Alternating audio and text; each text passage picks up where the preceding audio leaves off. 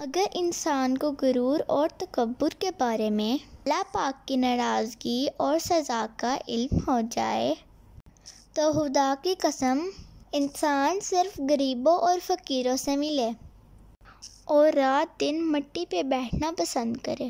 یا اللہ ہمیں ایسے لوگوں کے شر سے بچا جو ہماری اچھائیوں کو چھپا لیں اور برائیوں کو پھیلا دیں۔ کریم پروردگار ہمیں لطف زندگی، لذت بندگی، معرفت خداوندی، اطاعت نبوی صلی اللہ علیہ وسلم، حسن اخلاق، قصر اذکار اور جذبہ خدمت خلق نصیب فرمائے۔ آمین ثم آمین۔